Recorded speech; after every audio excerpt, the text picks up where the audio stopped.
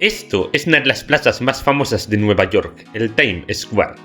Es una intersección de avenidas considerada uno de los símbolos más importantes de esta ciudad.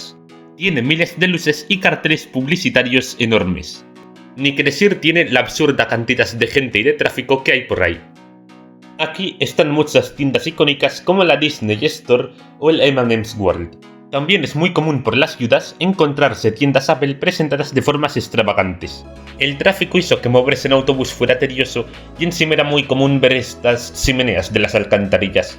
Pero no penséis que en Nueva York son todo rascacielos, también había puestos pequeños, catedrales como la de San Patricio, etc. Toda la ciudad tenía decoración navideña. Esto es el Grand Central Terminal, la estación de metro más famosa de toda Nueva York, y no es para menos.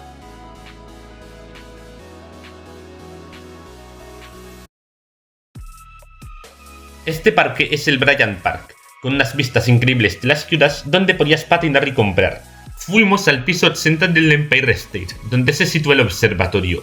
Tenía una parte interior para sentarse y ver las vistas desde el calorcito del edificio.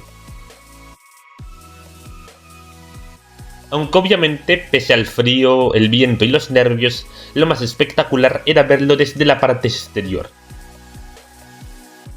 Por supuesto, no podía faltar una tienda de bebidas y souvenirs. En ciertos momentos de la visita nos dieron rienda suelta para ir a donde quisiéramos. En nuestro segundo día en la ciudad, tomamos un metro y luego un barco que nos llevó a la isla donde se encuentra la Estatua de la Libertad. Se podía ver tranquilamente desde fuera o subir en un elevador hasta la parte superior. Venía acompañada de un museo que no solo hablaba de la estatua sino de la propia libertad en sí misma. Luego comimos y seguimos recorriendo puntos de la ciudad. Esto es el puente de Brooklyn, peatonal lleno de puestos donde comprar un montón de cosas y con el suelo hecho de madera.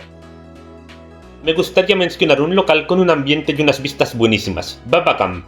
Y esto, bueno, es lo que grabé cuando se formó un auténtico río en la carretera por lo que llovió.